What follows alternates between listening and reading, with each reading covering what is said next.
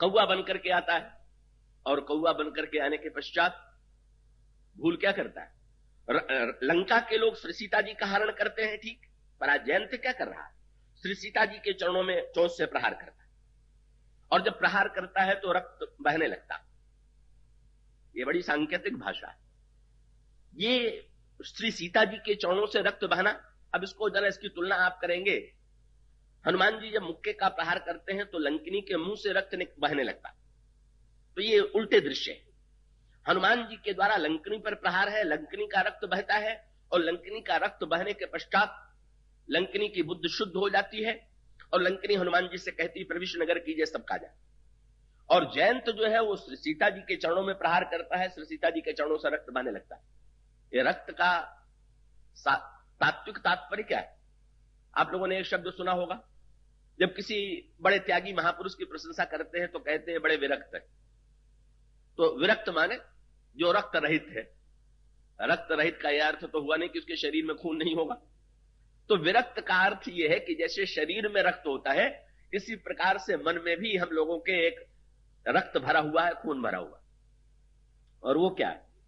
बोले ये जो संसार के प्रति राग है, यही मन का रक्त है। तो वो मन का रक्त, मन का राग जिसके जीवन से समाप्त हो गया है, चाहे आप उसको विरागी कहिए या विरक्त कहिए, दोनों बात एक ही। तो ऐसी स्थिति में जयंत के द्वारा श्री सीता जी के चरणों में प्रहार करने से श्री सीता जी के चरणों से रक्त का प्रवाह होने लगा, और हनुमान जी के द्वारा लंकिनी के रक्त का प्रवाह हुआ। इसका अभिप्राय क्या? लंकिनी है मूर्तिमती प्रवृत्ति, और हनुमान जी के प्रहार से उस लंकिनी के मुंह से रक्त गिरा और लंकिनी की बुद्धि शुद्ध हो गई। और इसका अभिप्राय क्या? कि जो ये हमारे जीवन की प्रवृत्तियां हैं, इनमें राग जितना कम होगा, उतना हम सत्संग के प्रभाव से जितना हमारे जीवन में राग का रक्त बह जाएगा, उतना ही अच्छा होगा। तो भाई लंकिनी का रक्त बहे, ये तो बहुत आवश्यक है। इसके बिना तो साधना ठीक हो ही नहीं सकती है। लंका में ठीक ठीक प्रवेश मिलेगा ही नहीं। लेकिन अगर कोई भक्ति का रक्त बहाने लगे, और उसका अर्थ क्या है? भक्ति में जो राग है, राग संसार में निंदनीय है, पर भक्ति में तो राग ही सब कुछ है। इसलिए अनोखी बात क्या है, जो विरागी भी हैं वे भक्ति के प्रति अनुरागी हैं। यही लागी विरागी अति अनुरागी विगत मोह मन वृंदा। और इसका अभिप्राय यह है, भक्ति जो है वो दिव्य अनुरागमयी है, और उनके चरणों में प्रहार करके जो अनुराग पर प्रहार कर रहा है, जो भक्ति पर प्रहार कर रहा है, ईश्वर का स्वरूप जानने के लिए श्री सीता जी के चरणों को पकड़ना चाहिए कि श्री सीता जी के चरणों में प्रहार करना चाहिए। और इसका अभिप्राय यह है, भक्ति देवी के चरणों में राग होना चाहिए, प्रीति होनी चाहिए। अरे भक्त के चरणों में प्रीति होगी, राग होगा, तो वो कृपा करके भगवान का रहस्य अपने आप बता देंगे। पर जयंत की मूर्खता यही है, उसका अभिमान यही है। और ये बात उसके मन में आई क्यों? भगवान राम मृग के पीछे भागे, और जब यहां पर जयंत आया तो भगवान राम फूल के गहने बना रहे थे।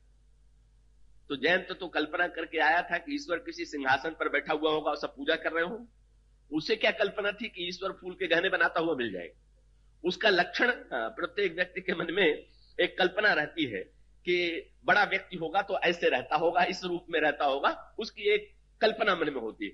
उसके मन में कल्पना थी कि स्तोत्र पाठ हो रहा होगा, चारों ओर से लोग चरणों में नत हो रहे होंगे। यहां जाकर के दृश्य देखा तो भगवान श्री राम फूल वन में जाकर के फूल चुन ले आए, और फूल चुन करके गहने बना रहे थे। जयंत आश्चर्यचकित हो गया, बोले अब ईश्वर के लिए फूल तोड़ने का काम रह गए। और आगे तो जयंत को और आश्चर्य हुआ, क्या देखे? बोले फूल तोड़ करके क्या करते हैं? उसके गहने बना रहे हैं। जयंत समझ नहीं पा रहा है किसका उपयोग क्या है। और उसके बाद जब भगवान राम श्री सीता जी को उन गहनों से सजाने लगे, तो जयंत ने सिर पीट लिया कि ये ईश्वर का लक्षण है, यही ईश्वर है। क्या ईश्वर इस प्रकार का कार्य कर सकता है? और उसके बाद जब भगवान राम फूल के गहने पहनाते पहनाते, अब उन्होंने तो सारे स्त्री अंग में गहने धारण कराए, तो श्री सीता जी के चरणों में उन्होंने पहनाया कि नहीं पहनाया? श्री सीता जी के चरणों में भी फूल का आभूषण धारण कराया। का मर्यादा का इतना अतिरेक भगवान के चरित्र में नहीं है कि भगवान ये कल्पना करें कि अन्य अंगों में तो मैं गहने पहना दूं और श्री सीता जी को दे दें कि पैर में तो आप स्वयं पहन लीजिए। जयंत आश्चर्यचकित हो जाता है, इतना रागी, इतना श्रृंगारी, इतना विषयी, और ऐसी परिस्थिति में ईश्वर ये कैसे हो सकता है? तो जिन चरणों में भगवान राम ने फूल के गहने पहनाए थे, अब इसका संकेत क्या है? फूल का नाम है, फूल के लिए हिंदी और संस्कृत में शब्द है सुमन।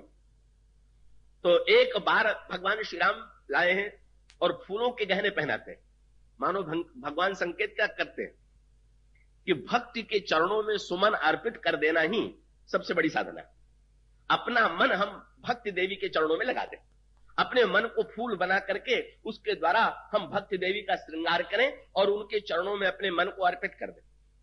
लेकिन जिन चरणों को भगवान ने स्वयं अपने हाथ से सजाया हो, सुमनों से सजाया हो, का अभिमान से उन्मत्त, तब वो सोचने लगा ये दृश्य तो स्वर्ग में नित्य दिखाई देते हैं, अप्सराओं का श्रृंगार, नाना प्रकार के पुष्प का जो दृश्य स्वर्ग में दिखाई देता है, अगर वहां यहां पर भी वही दिखाई दे रहा है तो इनमें कोई विशेषता नहीं।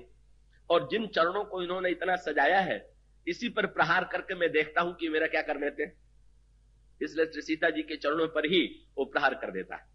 और जब रक्त बहा, चला रुधिर रघुनायक जाना, जब भगवान श्री राम ने देखा कि अरे ये तो श्री किशोरी जी के चरणों से रक्त प्रवाहित करने का प्रयास कर रहा है, तब भगवान श्री राम अपने दिव्य ऐश्वर्य का परिचय देने के लिए सींग का धनुष बनाते हैं, सींग का बाण बनाते हैं और उसके पश्चात जयंत के पीछे लगा देते हैं। पर जैसा मैंने आपसे कहा कि पाप को तो नष्ट करना है, लेकिन पुण्य को पूरी तरह नष्ट नहीं करना है। जयंत में एक भ्रांति आ गई है, मेघनाद में और जयंत में अंतर है।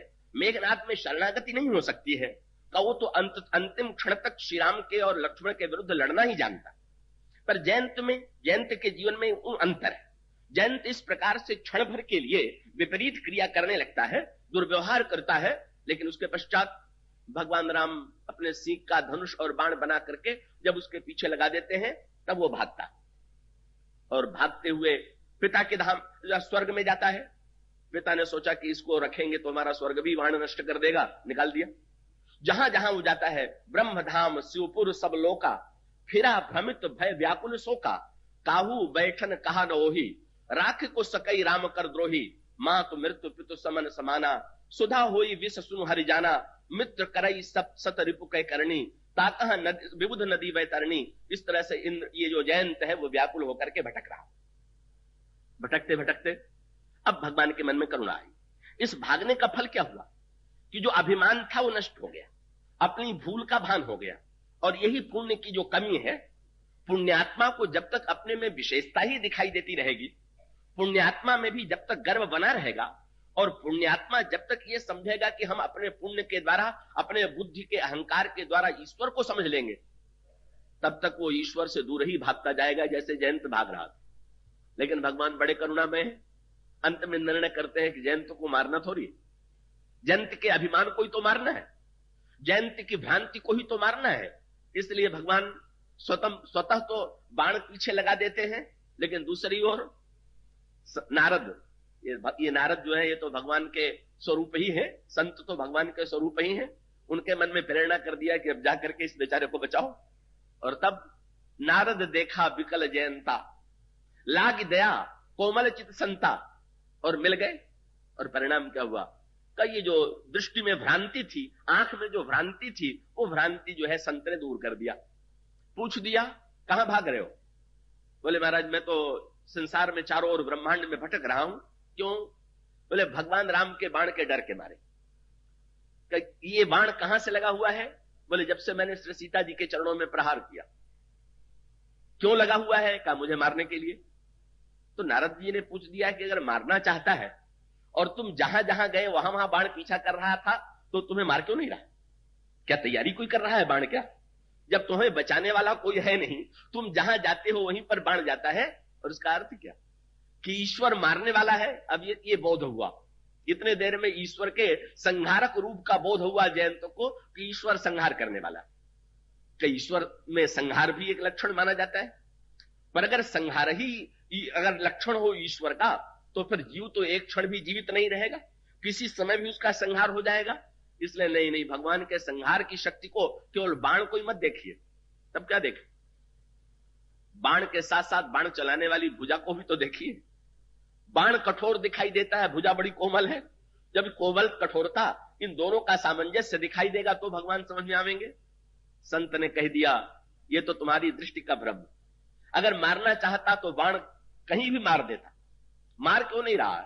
ये बाण तुमको बता रहा है कि कहीं भी जाकर के बच नहीं सकते हो। अगर बचना चाहते हो तो उन करकमलों के नीचे जाओ जो मेरे द्वारा, जो मुझे चलाने वाले हैं। बाण जिस भुजा से चला है वो भुजा तुमको बचा सकती है और कोई नहीं बचा सकता। समझ में बात आई? संत के सत्संग से जयंत की भ्रांति दूर हुई, पर उसको एक डर लगा कि मैं कौन सा मुंह लेके जाऊं, क्या कहूंगा जाकर के। तो संत ने मंत्र बता दिया कि भगवान पूछे कि भागे क्यों, तो तुम कह देना कि महाराज मैं आपका प्रभाव देख रहा था, और अपने घर में तो सबका प्रभाव होता है, लेकिन जिसका प्रभाव जितने दूर तक फैला हुआ हो उतना बड़ा।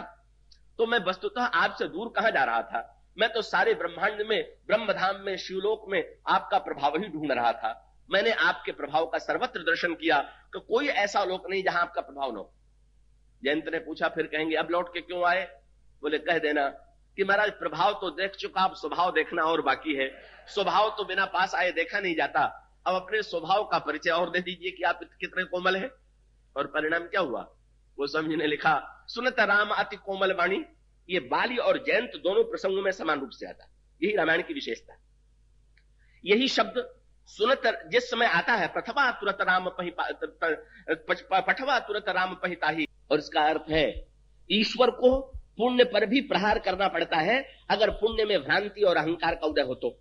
और यही संकेत मिलता है, पहले रावण और मेघनाथ पर प्रहार बाद में होगा, जयंत पर और बाली पर प्रहार पहले होगा। आरण्य कांड में जयंत पर प्रहार का वर्णन किया गया है, और फिर किष्किंधा कांड में बाली के ऊपर प्रहार किया गया, और बाली के संदर्भ में भी इसी प्रश्न का उत्तर दिया गया। बाली के प्रसंग को तो लोग बड़ी हल्की दृष्टि से देखते हैं, तो केवल इतना ही विचार करके रह जाते हैं कि भगवान राम ने बाली को छिप करके क्यों मारा। रामचरितमानस में भी बाली ने प्रश्न उठाया। बाली और सुग्रीव सगे भाई है, फिर वही संकेत आता। एक दिन आपके सामने बात कही गई थी, सुग्रीव जो है सूर्य के बेटे हैं और बाली इंद्र का बेटा है। इंद्र का प्रतिनिधि जो है वो इंद्र का प्रतिनिधित्व बाली करता है और सूर्य का प्रतिनिधित्व सुग्रीव करते हैं, दोनों सगे भाई। दोनों में विरोध हो गया। पुण्य और विचार में विरोध नहीं होना चाहिए, पर पुण्य और विचार में बहुत बार विरोध हो जाता, यहां पर हुआ। और अंत में तो सुग्रीव को मार करके बाली ने निकाल दिया, सब कुछ छीन लिया, और इसका अभिप्राय कि बाली के जीवन से विचार जो था, वो ज्ञान जो था, वो दूर हो गया। और जब उसके जीवन से ज्ञान दूर हो गया तो रहा क्या? अब ये देखेंगे आप, जब पुण्य के साथ विचार रहेगा तब तो व्यक्ति सजग रहेगा, और पुण्य के साथ जब विचारहीन व्यक्ति हो जाएगा तो केवल जीवन में भोग ही भोग रह जाएंगे, क्योंकि पुण्य का एक फल भोग भी है। तो इंद्र जो है निरंतर, इंद्र के अंश से जन्म लेने वाला जो बाली है, ये अभिमानी बन गया। अभिमानी क्या? पहली बात तो ये विचार करके देखें, ये वर्णन आता है कि भगवान, ये बंदरों को ये आदेश दिया गया था। ब्रह्मा ने कहा कि जितने देवता हैं वे सब के सब बंदर बन करके मृत्युलोक में जाएं, और मृत्युलोक में जाकर के भगवान के आगमन की प्रतीक्षा करें, और जब भगवान अवतार लेकर के आवे तो फिर भगवान के पीछे पीछे वे लंका जाएं और राक्षसों का संहार करें, यह आदेश दिया गया था। सारे बंदर प्रतीक्षा कर रहे हैं, पर बाली ने प्रतीक्षा नहीं किया। बाली ने क्या किया? भगवान राम के आने से पहले रावण को हरा दिया। इसका मनोविज्ञान क्या है? ब्रह्मा ने यह थोड़ी कहा था कि तुम लोगों को रावण को हराना है। ब्रह्मा ने कहा था कि रावण को तो हराना भगवान राम को है, तुम लोगों को तो केवल उनके साथ रहना। लेकिन बाली ने पहले ही बगल में दबा लिया रावण को। इसका अर्थ क्या हुआ? बाली में अहंकार है, पुण्यात्माओं में एक अहंकार होता। बाली ने सोचा कि जब राम आवेंगे और तब रावण हारेगा तो राम को यश मिलेगा कि हमें यश मिलेगा, इसलिए मैं दिखा दूं कि नहीं, राम की आवश्यकता नहीं, मैं भी रावण को हरा सकता हूं। यह है पुण्य का अभिमान, और इसीलिए वो रावण को पहले हराने का दावा करता है। मैं और मायावी को हराने का दावा करता है, रावण को हराने का दावा करता है। मानो संकेत यह है बाली का कि मैंने मोह को जीत लिया है और मैंने माया को जीत लिया। मायावी का प्रसंग भी एक दिन आपके सामने चला था। पर मोह और माया को जीतने के बाद क्या सचमुच बाली में कोई दोष नहीं? कब बाली में भोगा शक्ति की पराकाष्ठा आ गई। तो मोह और माया जीतने का फल भोग से ऊपर उठना है कि मोह और माया जीतने के बाद फिर उन्हीं से भेंट स्वीकार करके उसी में डूब जाना? क्या रावण की, बाली की वृत्ति क्या? बाली जो है भोगों में डूबा हुआ, तो सुग्रीव को दूर भगा दिया, उसकी पत्नी को छीन लिया है, उसका सर्वस्व छीन लिया है। और तब एक दिन भगवान राम आते और सुग्रीव ने भगवान राम की शरणागति ग्रहण किया। हनुमान जी इसमें मध्यस्थ बने और हनुमान जी ने सुग्रीव और भगवान राम का मिलन कराया। ज्ञान जो है भगवान का शरणागत हुआ, विचार जो है सूर्य का अंश जो है भगवान के शरणागत हुआ, भगवान ने स्वीकार किया, भगवान ने उसको अभय दान दिया। अब यहां पर यही संकेत है कि सुग्रीव में तो इस समय निर्भिमानिता का उदय हो गया। क्यों? बेचारे बाली से बुरी तरह हारे थे, बाली से पिटे थे, तो अपना कोई अभिमान तो था नहीं। जब भगवान को देखा तो सोचा कि अब शायद इनकी कृपा से हमारी रक्षा हो जाए, और हनुमान जी जैसे संत के द्वारा जो है तो वो शरणागति पूरी हो गई, और अंत में भगवान ने शरण में लेकर के सुग्रीव को आश्वासन दिया कि सुन सुग्रीव मैं मारी हूं बाली एक ही मान, तुम घबराओ नहीं, मैं बाली का वध करूंगा। उसके पश्चात भगवान सुग्रीव को आदेश देते हैं तुम बाली को चुनौती दो। अब जो है जो अभिमान शून्य ज्ञान है, इसका भी लंबा प्रसंग है, पर इसकी हम चर्चा नहीं करते। धीरे धीरे सुग्रीव में भी बहिरंग अभिमान नष्ट हो गया था, पर अंतरंग अभिमान कुछ न कुछ शेष था। इसलिए भगवान राम ने पूछा कि तुम लड़ोगे कि मैं लड़ूंगा? भगवान ने कहा मैं तो सोचता हूं कि एक बार तुम ही लड़ो, शायद तुम ही हरा दो। तो सुग्रीव के मन में भी आ गया कि अच्छा है, पीछे खड़े रहेंगे तो हारने का तो कोई डर है नहीं, मरने का कोई डर है नहीं, और हरा दिया तो कम से कम कहने के लिए ये तो हो जाएगा कि भाई अंतिम लड़ाई में तो सुग्रीव ही जीते। तो मानो अभिमान बड़ी गहराई में कभी कभी बाहर से छूट जाता है तो भीतर बैठ जाता है, इसका स्वभाव इस बड़ा अनोखा। भगवान राम ने भेज दिया, पर अनोखी बात बाली ने हरा दिया। अब बाली जो जीत रहा है, जीत है कि हार है उसकी? बाली के जीवन में दुर्भाग्य यही है कि जब जब वो जीवन में जीता तब तब वो हारा। और इसका अर्थ यह है कि जब जीत का अर्थ अभिमान होगा तो समझ लीजिए कि जीत नहीं है, हार है। बाली की भूल क्या है? जब ये सुग्रीव की गर्जना सुनकर के लड़ने के लिए चला तो तारा ने बाली का चरण पकड़ लिया, और तारा ने बाली से कहा सुनुपति जिनहि मिले सुग्रीवा, ते दो बंधु तेज बल सीवा, कौशले सुत लक्ष्मण रामा, कालहु जीत सकहि संग्रामा। अरे श्री राम की मित्रता सुग्रीव ने प्राप्त कर लिया है, मत लड़ने जाओ। बाली ने बड़ी ऊंची बात की। क्या कहा? बाली सुनु भीरु प्रिय, समदर्शी रघुनाथ। ईश्वर का तो लक्षण समदर्शी है। ये जितने अहंकारी होते हैं ऊंची बात बहुत करते हैं, बातें बड़ी ऊंची करते हैं। उसने कहा ईश्वर तो समदर्शी है, माने इसका अर्थ क्या हुआ कि अगर ईश्वर का लक्षण समदर्शिता है और मुझमें सुग्रीव में भेद करेगा तो अपने आप ईश्वर नहीं रह जाएगा? पर ईश्वर की ही कमी, ईश्वर को फिर वही लक्षणों में बांधने की चेष्टा। हम जैसा चाहते हैं ईश्वर वही लक्षण स्वीकार कर ले, समदर्शी भगवान है। इसके बाद जब ये कह करके चलने लगा तो तुलसीदास जी से पूछा गया कि बाली तो बड़ा ऊंचे ज्ञान की बात कर रहा है, श्री राम को पहचानता भी है, तो बोले ज्ञानी वानी नहीं है। तब क्या है? काश कहीं चला महाअभिमानी। तो ये तो अभिमानी है महाराज, इतनी ऊंची ज्ञान की बात आप अभिमानी कह रहे हैं, अभिमानी कैसे सिद्ध हो? गोस्वामी जी ने कहा लक्षण से देखो, वाक्य से मत समझो, लक्षणों से देखो। लक्षण क्या है? तृण समान सुग्रीव ही जाने। अगर उसको भगवान की भगवत्ता पर आस्था होती तो ये समझ लेता कि सुग्रीव आज तक भले ही तुच्छ रहा हो, पर जब ईश्वर का बल और ईश्वर का आश्रय उसने प्राप्त कर लिया है तो अब उसके जीवन में वो निर्भय हो गया, ईश्वर का बल उसको प्राप्त है। पर अब भी बाल का अभिमान इतना प्रबल है कि जब चला लड़ने के लिए तो सुग्रीव को क्या समझ के चला? तृण समान। अरे तो तिनके के समान है, वो मेरे सामने क्या टिकेगा? और उसका अर्थ ये है कि अगर ईश्वरता पर आस्था होती तो ये बात कभी आ ही नहीं सकती। और भगवान राम कैसे कौतुकी, उसके अभिमान को थोड़ा और बढ़ा दिया। ये बढ़ा देने का अर्थ होता है कभी कभी रोग का लक्षण बहुत पीछे हो तो जरा उसको उभार दिया जाता है, ये भी चिकित्सा की एक पद्धति है। सुग्रीव लड़ने गया तो हार गया, अब तो बाली और फूल के कुप्पा हो गया, बोले देख लो मैं तो समझता ही था, ये मेरे सामने क्या टिकेगा। पर भगवान राम क्या खेल कर रहे हैं? बाली का अभिमान तो और बढ़ गया और सुग्रीव का जो अभिमान था और पिट गया। पिट करके जब आए तो इन्होंने भगवान से कहा, बोले महाराज आपने तो कहा था कि मैं बाली को मारूंगा, आपने तो मारे ही नहीं। भगवान ने बड़े भोलेपन से कहा, एक रूप तुम भ्राता दो ते भ्रमते नहीं मारो सो। तुम दोनों भाई इतने एक जैसे हो कि मैं पहचान ही नहीं पाया। और उसका अर्थ है कि अगर पुण्य में भी अभिमान बना रहे और ज्ञान में भी कहीं न कहीं अभिमान शेष रहे तो दोनों में अंतर कहां है? हम किसका पक्ष ने किसको मारे? सुग्रीव ने कहा महाराज बड़ी भूल हो गई, मैंने व्यर्थ ही ज्ञान की ऊंची ऊंची बात आपसे की थी, मैंने भी अभिमान का ही प्रदर्शन किया था, इसलिए। बोले महाराज अब तो दया करो। तो भगवान ने कहा अब थोड़ा सा मैं बल अपना देता हूं, अब मेरा बल लेकर के लड़ने जाओ, अब जाओगे कि नहीं? अब भी शेष। कि घड़े में से घी पूरा निकाल दीजिए मिट्टी के घड़े में तो भी उसकी गंध तो रही जाती है। ये अभिमान की गंध मिटना बड़ा कठिन है। सुग्रीव तैयार हो गए। सुग्रीव को तो कहना चाहिए था कि महाराज मैं जीवन भर लड़ते लड़ते थक चुका, मैं अच्छी तरह से जानता हूं कि मैं कभी बाली को नहीं हरा पाऊंगा, पर अब भी कहीं न कहीं सात्विक अहंकार शेष है कि चलो शायद भगवान का बल लेकर के जाएं तो भी तो जीत मेरी ही मानी जाएगी, कोई भगवान को थोड़ी देख रहा है, यश तो का लोग तो मुझे ही देंगे। परिणाम क्या हुआ? भगवान ने बल दिया, गए लड़ने के लिए, फिर भी हार गए। तो हार क्यों गए? इसमें व्यंग गोस्वामी जी ने क्या किया कि जब भगवान का बल लेकर के गए तो केवल बल से नहीं लड़े, तब कैसे लड़े? बहु छल बल सुग्रीव करे। बोले भगवान ने बल दिया है, थोड़ा सा अपना छल मिला दे तो काम बनेगा। यही मैं जो है छूटा पे, मैंने ईश्वर ही सब कुछ थोड़ी कर देगा, कुछ मुझे भी तो करना है। तो ईश्वर के बल के साथ अपना छल और मिला दिया।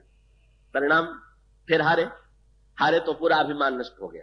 बाली का जितना प्रहार होता है, भूल का भान होता है कि अब सचमुच में व्यर्थ ही लड़ने के लिए आया, बाली को तो ईश्वर ही मार सकता है और कोई नहीं। भगवान राम ने तुरंत बाली पर बाण का प्रहार किया। सुग्रीव का अभिमान नष्ट हो गया। सुग्रीव में जो सात्विक संस्कार के रूप में छिपा हुआ अभिमान था वो भी समाप्त हो गया और उसके पश्चात बाली पर प्रहार कर दिया गया। पर बाली को भी भगवान ने मार नहीं डाला। आपने तो क्या किया कि भगवान को बाली ने कहा था कि भगवान सम है, तो व्यवहार में सम नहीं दिखाई दे रहे हैं पर परिणाम में सम दिखाई दे रहे हैं। भगवान ने निर्णय किया कि भाई ज्ञान का जो सात्विक अभिमान था, छिपा हुआ था, वो तो नष्ट हो गया, अब जरा इसका अभिमान भी तो नष्ट हो, पुण्याभिमान भी तो नष्ट हो। तो बाली के सामने आकर के खड़े हो गए और बाली के सामने खड़े हुए तो बाली ने वही भूल दोहराई। बाली तुरंत भगवान पर आरोप लगाने लगा। क्या? बोले धर्म हेतु अवतरे गोसाई, मारे मोहि व्याधि की नाई। भगवान ने बाली को वृक्ष की आड़ से मारा। सच पूछिए तो भगवान संसार में सबको वृक्ष की आड़ से ही मार रहे हैं, प्रत्यक्ष किसी को नहीं मार रहे। ये केवल बाली का ही भगवान पर आरोप नहीं है, ये तो हम सब, आप जितने हैं सब आरोप लगा सकते हैं कि महाराज आप मारते हैं तो छिप के क्यों मारते हैं, सामने आके क्यों नहीं मारते। पर ईश्वर और ईश्वर का बाण तो दिखाई नहीं देता ना। ईश्वर का बाण है काल, काल मृत्यु दिखाई देती है, भगवान का बाण दिखाई देता है, पर भगवान वृक्ष की आड़ में है। इसकी सांकेतिक व्याख्या विनय पत्रिका में गोस्वामी जी ने की है। ये वृक्ष क्या है? संसार एक जंगल है और मनुष्य का कर्म जो है वही वृक्ष है। संसार कांतारा अति घोर गंभीर बन, गहन तरु कर्म संकुल मिलानी।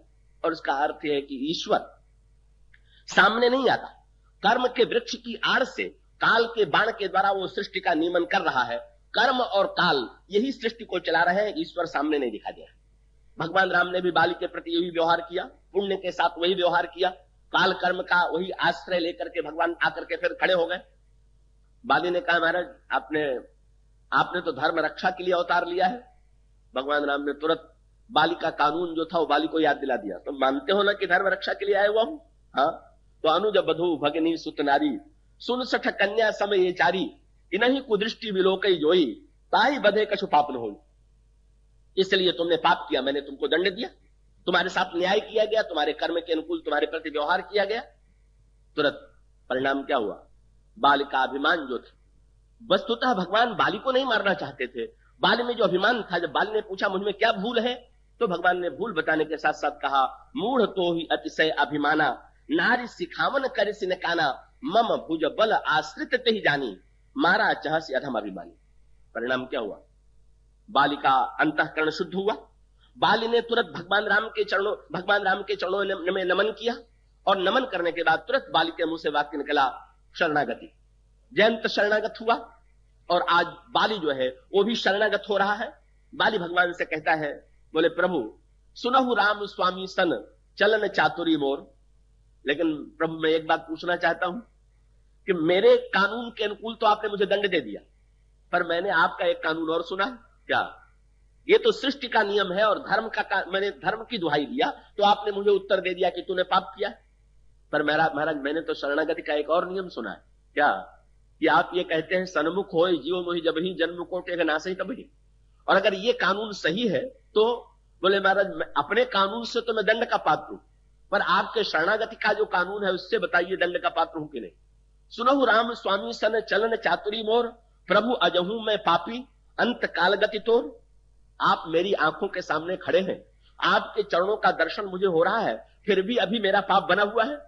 बस भगवान ने सुना, बाली के सिर पर हाथ रख दिया, बोले अचल करूं तो न राखो प्राण। अरे भाई, मारना तुम्हें थोड़ी था, तुम्हारे अभिमान को मारना था।